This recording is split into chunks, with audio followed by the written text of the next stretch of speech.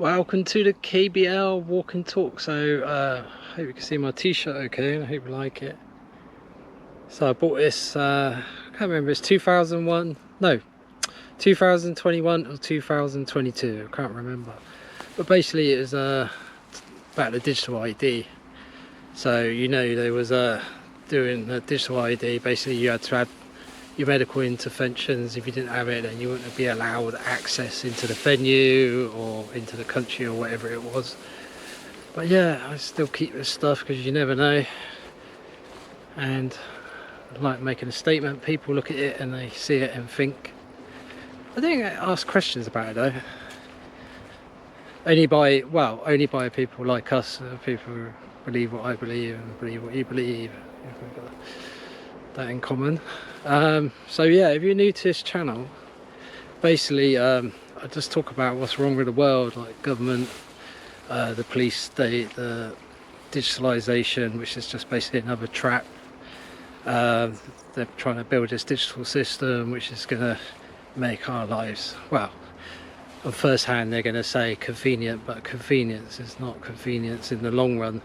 So they're just looking to build a system basically where they can control us even more. So digitally it'll make it easier for them to track where you are, track what you spend, track what you consume, basically monitor everything you do, and then eventually it will be interlinked, so they'll be able to pause or cancel your payments or access to certain things. But I'll go into that in more detail later on. First thing I want to touch on is all these protests outside the hotels, and it's still ongoing. I put on there on the last video because I already made the video, so I just put on there about was it the migrants being moved from Essex to Canary Wharf in London, which is a really expensive area. And I think they just do that on purpose, just to rub people's faces in it. So that was a 4-star hotel, and there's people due to stay in that hotel as well, and all their bookings got cancelled. They fired all the people that worked in the hotel, and it's just bloody really crappy behaviour. Because you imagine if you flew across the world, and like London's a dodgy city anyway, and then you find out you can't stay in a hotel because you've got people who come here illegally staying there, and it's just screwed up your holiday plans because now they've got to look for somewhere else to stay, and that's going to make it really expensive because it's not cheap at the best of times, and short notice that's going to cost them an arm and a leg. But there you go. Yeah, and on that, the government said if migrants are asked to move to another hotel and they refuse, they claim they will be made homeless. But even that, yeah, I agree with it as like a measure, but it's not the answer. I mean, they shouldn't be here in the first place, and there should be some system in place. If they do cause trouble, we send them elsewhere, not just take them and keep them, because it's like you're putting people's lives in danger.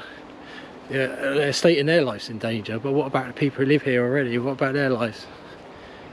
Who is this country supposed to belong to? Does it belong to people outside of it, or does it belong to the people who are born here, who have ancestral history here?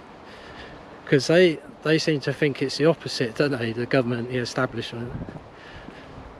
But yeah, so yeah, that is probably part of the reason why so many people are left, and also it is taxation as well, and the cost of living, crime's going up as well. But we've got people, yeah, basically 16,500 people have left the UK this year. So some of that, I mean, I don't know if it's a third or half, maybe more, it's the non-DOMs. So they've moved, and a lot of them gone to UAE, so Dubai specifically. A few have gone to Italy, a few have gone to United States, and yeah, there's even people like don't have much money, like middle class or below, who are leaving the UK as well. It depends what you want. It's all possible. I mean, if you're not going to stay in the city, And say if you went to Bulgaria, it'd be very cheap anyway, and you could buy land and buy a house for a couple of grand. I've seen houses, I looked the other day, it's like 3,500, 4,500 for a 3-bedroom house. And yeah, you would have to spend money to renovate it, but it's not expensive if you think about how much it is to buy somewhere in the UK. And there's other options as well, not just Bulgaria. I mean, Serbia is very cheap. Albania was cheap, but not as cheap now. But outside the capital, I think you can still get some good deals. Romania's cheap. I think Poland's not very cheap now. That's on the up and up. And yeah, you can find a cheap house in Italy. The fees are a bit expensive. I think to buy a house in Italy, I think you've got to pay an agent about 2,000 euros. And I think that's basic. I don't think that's cheap or expensive. I think that's just the rate to start off with. But yeah, there's options for everyone. I think even in Mexico you can get, if you live in the United States, I think in Mexico I've seen properties, yeah, it's not very nice, but like you can buy a plot of land for like $5,000 or $10,000, but then Mexico can be really expensive as well, for what I've seen. I think Cancun and is it Carmen, I can't remember the name, those sort of areas are more expensive. But then if you go outside the tourist areas, away from the United States, it's going to get a lot cheaper. And then in Asia, you can't really own land, I think, apart from Malaysia. Africa's hard to own land, but then I don't really rate Africa as a place to go. I would say Southeast Asia possibly, and Latin America looks like the best to escape most of the stuff. But then even there, I think Mexico on about bringing biometrics in, and Argentina, I think they're getting more technical, the digitalization. I think Paraguay looks like one of the best places. But yeah,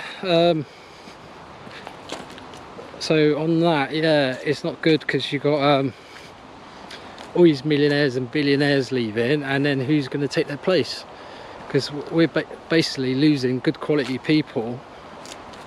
Okay, I'm not saying they're the best people and the nicest people. They might be. There's probably some in that group who are not all bad people.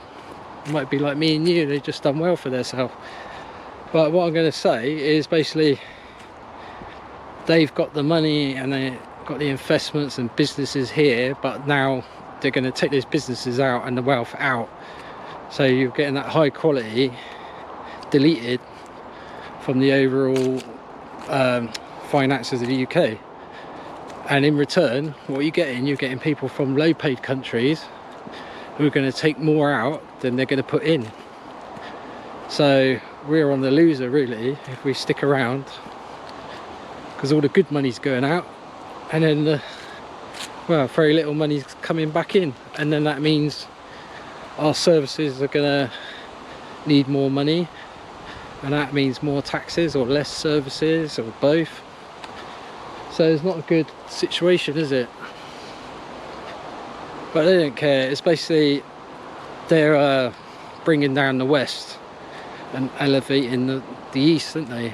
That's what the gold buying's about, because basically the fiat currencies are struggling and the US dollar is struggling. The pound's dropped now down to 114 on the euro. It's its lowest for a year and a half, and the pound's had a bit of trouble the last couple of years. It used to be nearly $2 to a pound at one time. But it's the thing, you have these well, I was going to say incompetent governments, but it's not incompetent, it's all done by design. Yeah, another point on the hotel business with the migrants. Why is it they can house illegal migrants but they can't house the homeless? They always give us this propaganda that we'll make things better, we'll build back better. So they do their build back better, you know, 3 Bs and 3 6s. Just basically means they're going to build back to help themselves and their friends more than helping us. Yeah, they never sort out these problems, do they? They say we're going to fight poverty and we're going to tackle low education and we're going to tackle crime. And what happens? Everything gets worse, doesn't it? It's like with the borders, isn't it? The UK government has sent all this money to France, and what happens? Nothing's changing. They're still coming in big numbers. It's like, what where is this money going? It's like in Calais, where's the money going? Where's the barriers? Where the border force stopping these people getting on the boats? They're still coming every single day. And the border force taxi them into the UK via Dover. And then the Royal Navy lifeguards help them in as well. And I'll keep saying it. All these bloody people helping the illegal immigration into this country are traitors, and you need to boycott them. Boycott every hotel, every taxi service, every catering business. Anybody who supports it, cut your business with them. You know, we've got to stop supporting these people, and voting doesn't work. You're just wasting your time and your energy. We've got to let them know we're not accepting this, because if you keep wasting your time voting, you know, it's all scripts. Every MP, they learn a script. You see it in Prime Minister's questions. It's all scripted and practiced. They never make a mistake. It's not natural. It is acting. And these meetings, they're told what to do already. They're told what the plan is, and they have to go along with it. But people still don't get it. They still think Trump's a good guy. They still think Boris is a good guy. I mean, do you really know who these people are? Have you looked into it? Have you looked into Boris? Have you looked into who his dad is? His dad's a eugenist lover.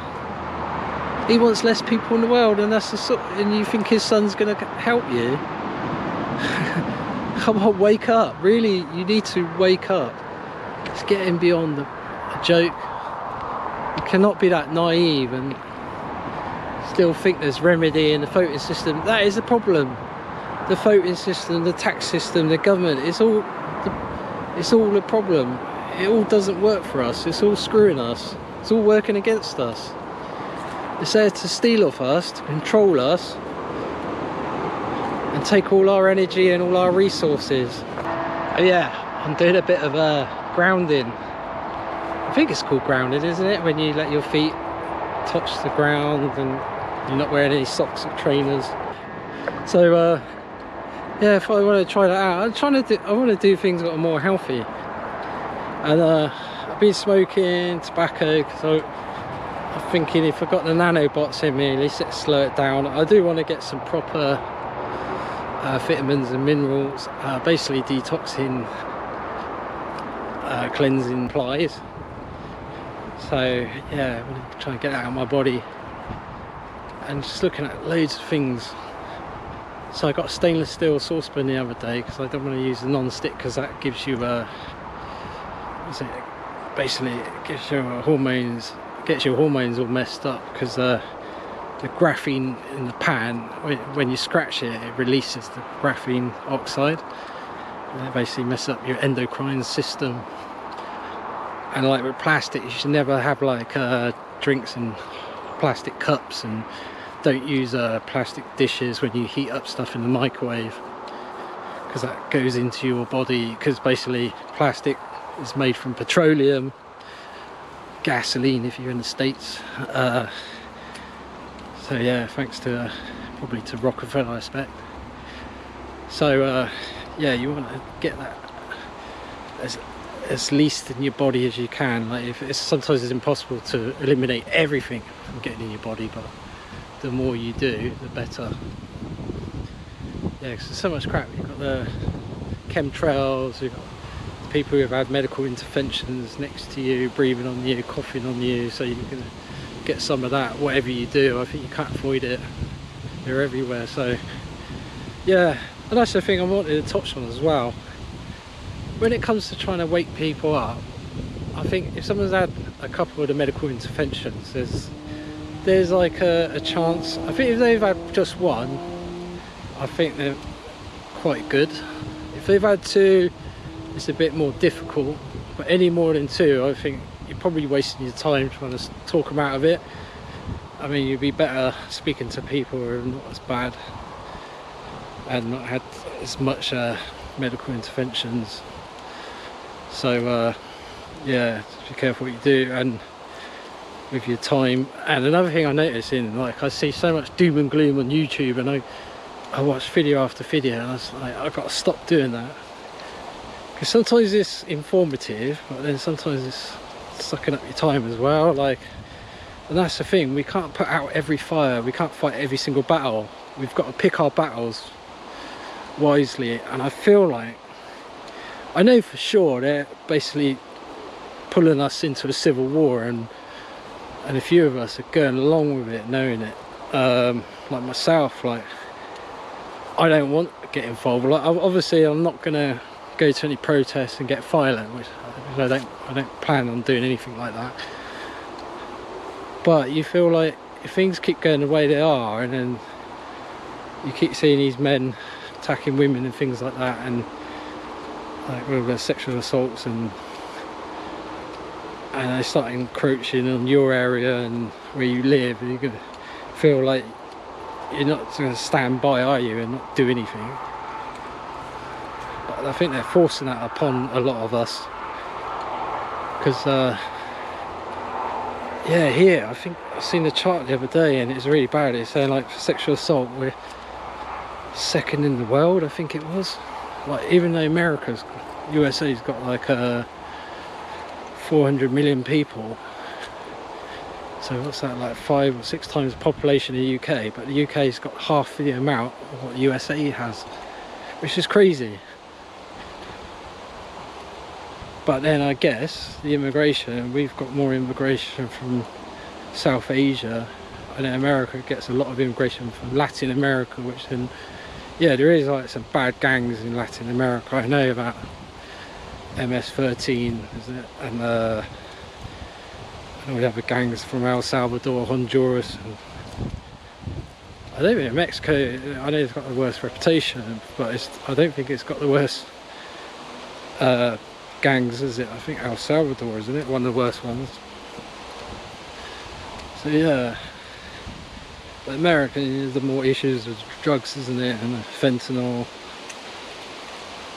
and the other stuff, isn't it? Gang violence. I mean, it's gang violence here, but it's not as bad as the States.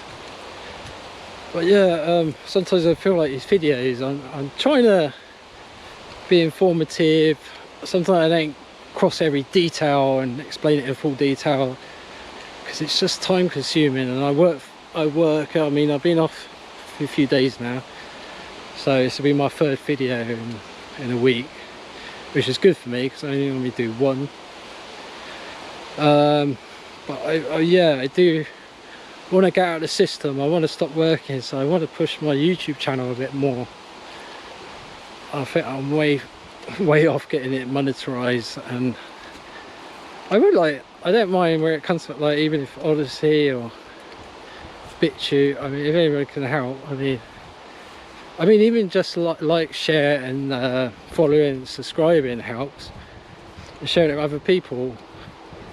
But yeah, it's just another way I could cut down working. I'm looking at other things as well. It's like, just so in the near future, in the long-term future, I'll hopefully be self-sustained in one way or another. I mean, if things get so bad, then we're all gonna have to leave the matrix and forget about working, just get a plot of land. And it might be hard, but it's still going to be better than the system they're building, and that's what I want to get onto.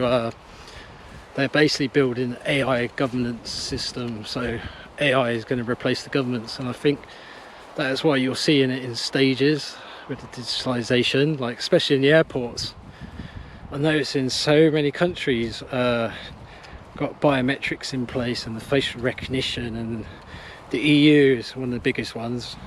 They got the EES system, entry and exit system, coming in October. So if you're not got a passport from the EU, you will have to go through that entry and exit point, So it'll be a passport gate, I imagine. And then they got the Egates, which is the same as the Ester. That's coming later. So they're basically going through the airports. They're going to have all your biometrics, so they're getting you when you land and when you go out. And if you go into another country that's got the same system, then you're going to get tracked there as well. And then if they share information, and the visa system as well, a lot of countries got the e-visa now. And here in the UK they've got the resident permit, which is digital now. Thailand's gone e-visa as well, but it's just visas. They're building, I believe they will release electronic travel authorization, probably not this year, maybe next year, because they've got the, I can't remember what it's called now, is it TD? Basically you just put your information, which you used to do in a paper form before when you landed in Thailand, just saying how much money you earn. But this one's got, it's asking more questions than it used to, because before it used to just ask how much you earn. It's like one little strip of paper. It's the same size as a boarding pass, but this is asking a lot more details now. And basically they got age verification rolling out as well.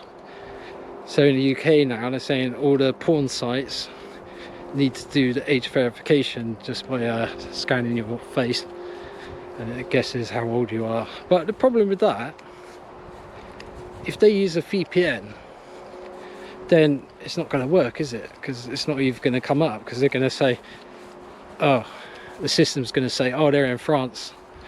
So it'd just be normal, wouldn't it? You just log in. I don't know what the I don't know what the regulations are in France and if you can just do that, but I'm just saying an example.